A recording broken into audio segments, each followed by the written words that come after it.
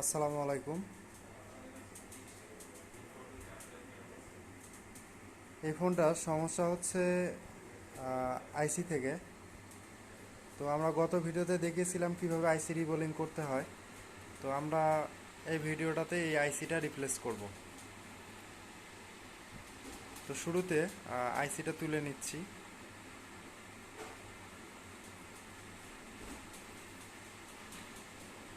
আইসি তুলে নেওয়ার আগে কিন্তু আমরা আইসি সিলিংটা তুলে নিচ্ছি।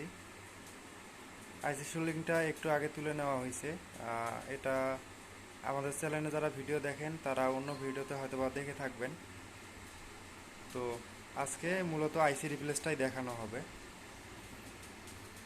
দেখেন ওই আইসিটা কিন্তু তুলে ফেলা শেষ।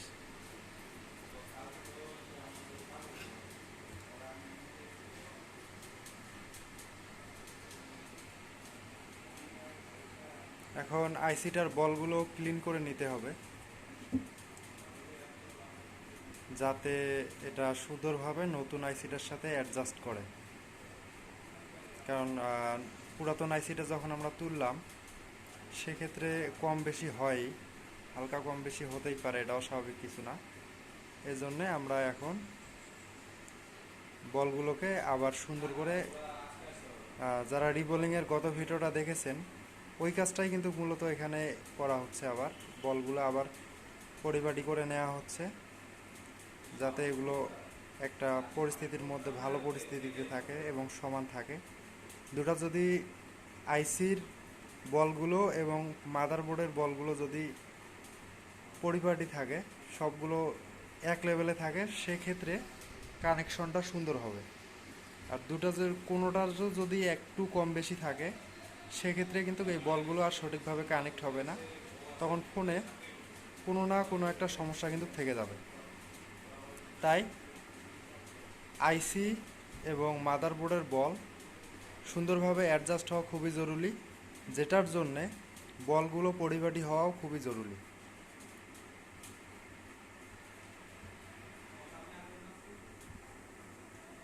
আমি যদি আর একটু জুম করে দেখাই, এই বলগুলো কিন্তু এখন সমান করে নেওয়া হচ্ছে।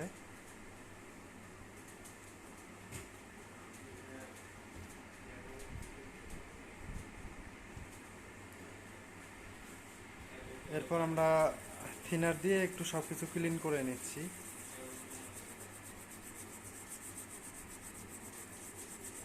আশপাশে পেস্ট বা যে কোনো ধরনের ময়লা থাকলে যাতে সেগুলো ক্লিন হয়ে যায়।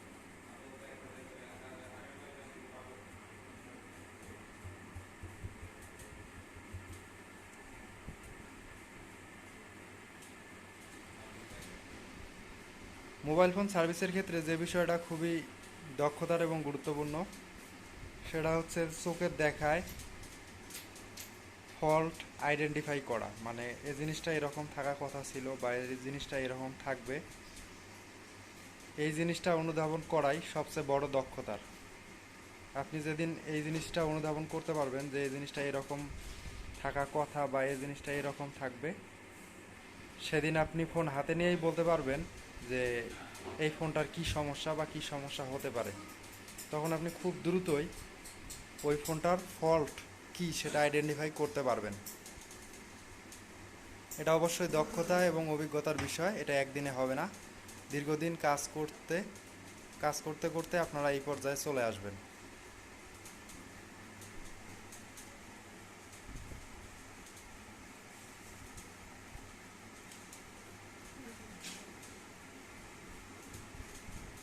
তো এখন আইসিটা সঠিকভাবে প্লেস করে নেওয়া লাগবে।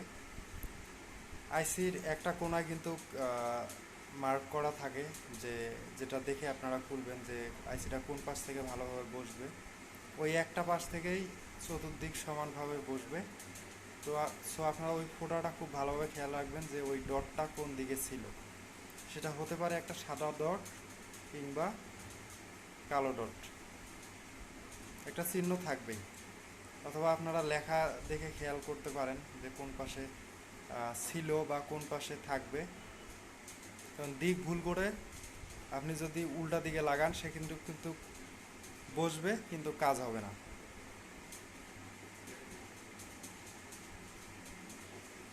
80 ডিগ্রি 180 ডিগ্রি অ্যাঙ্গেলে তো বসাতে পারবেন না, 360 ডিগ্রি অ্যাঙ্গেলে মানে পুরো বিপরীত দিকে কিন্তু আবার বসাতে পারবেন, কিন্তু সেক্ষেত্রে কিন্তু ফোনটা ঠিকভাবে কাজ করবে মানে অনই হবে না।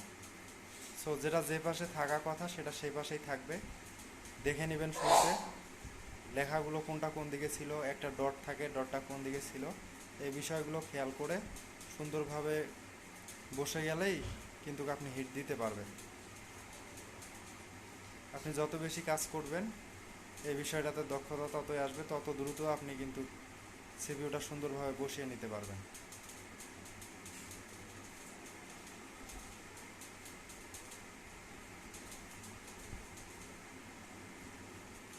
রায়হান ভাই কিন্তু এখন বারবার দেখে নিচ্ছে বিষয়টা, যাতে কাজটা বারবার না করা লাগে।